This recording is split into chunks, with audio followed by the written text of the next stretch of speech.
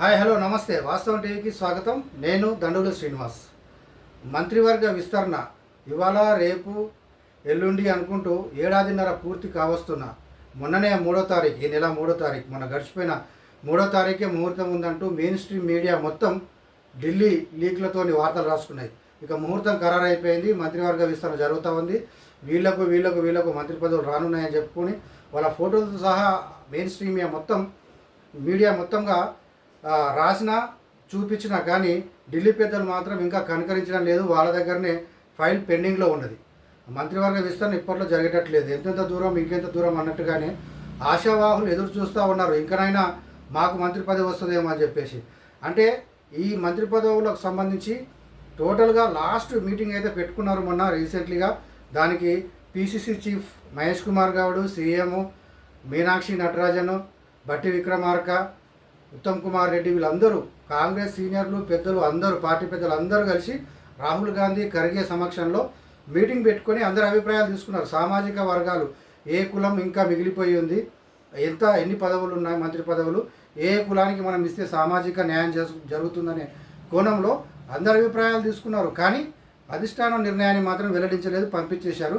ఒక ముదిరాజు కులానికి సంబంధించిన వాకిటి శ్రీహరి పేరు మాత్రం అందరి దాని మీద అనౌన్స్ చేసినట్టుగా వినబడతా ఉంది. ఆ ఒక్క పేరు తప్ప విజయశాంతి లైన్లో ఉంది.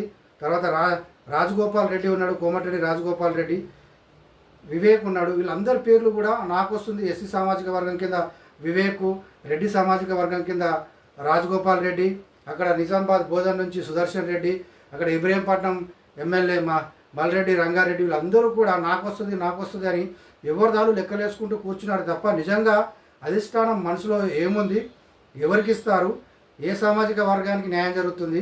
ఇప్పటికే రెడ్లు ఎక్కువైపోయారు అనే కోణంలో 2 రెడ్లు పోటీ పడుతున్నారు. నిజామాబాద్ నుంచి సుదర్శన్ రెడ్డి, ఇక్కడ మళ్ళీ రాజగోపాల్ రెడ్డి కూడా నాకు వస్తుందని చెప్పేసి ఆయన ముందుగానే నాకు హోంమంత్రి అయితే బాగుంటుంది, హోంమంత్రిత్వ శాఖ బాగా నాకు ఇష్టం అని చెప్పి ఆయన ముందే డబ్బు కొట్టుకొని అదంతా ప్రచారం చేసుకున్న ఉదంతం కూడా మనం చూసాం. ఈ నేపథ్యంలో 3వ తారీఖు ముహూర్తం అని చెప్పి చెప్పుకున్నా లీకులు ఇచ్చినా కానీ అది మాత్రం కాలేదు. ఇవాళ 6వ తారీఖు, అంటే 3 రోజులు అయిపోయింది. ఇంకా అది కనుచూపు మేరలో కూడా ఇంకా 10 రోజులు అయిన తర్వాత కూడా అది కనిపించట్లేదు. ఒకవైపు విదేశీ పర్యటనకు సీఎం వెళ్తున్న నేపథ్యం, తర్వాత అక్కడ పార్టీ కార్యక్రమాలు, మీటింగ్లు 10వ తారీఖు ఉన్న నేపథ్యం అన్నీ చూస్తూ ఉంటే అది ఇప్పట్లో జరిగేలా లేదు. నిరవధిక వాయిదాగానే మనం చూడాల్సి వస్తుంది. మన ఉగాది నాడు గవర్నర్ని సీఎం కలిసిన తర్వాత అందరికీ కొంత ఆశ బలపడింది. గవర్నర్ టైం తీసుకున్నాడు కాబట్టి మంత్రివర్గ విస్తరణ ఉంటుంది అని అనుకున్నారు. కానీ అదేమీ జరగలేదు. ఢిల్లీ పెద్దలు ఇంకా కనికరించడం లేదు. వాళ్ళ బిజీలో వాళ్ళు ఉన్నారు. ఈ సామాజిక కులాల లెక్కలు తేలడం లేదు.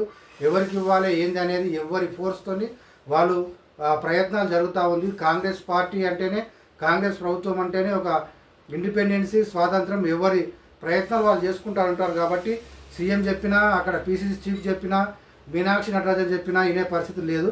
వాళ్ళందరూ చూసిన తర్వాతనే, అందరి అభిప్రాయాలు పరిగణలోకి తీసుకున్న తర్వాతనే చేసే విధంగా కనబడుతుంది. ఈ లెక్కన ఈ నెలాఖరు వరకన్నా అవుతుందా కాదా అనే డౌట్ మాత్రం కనబడతా ఉంది పరిస్థితులు చూస్తూ ఉంటే.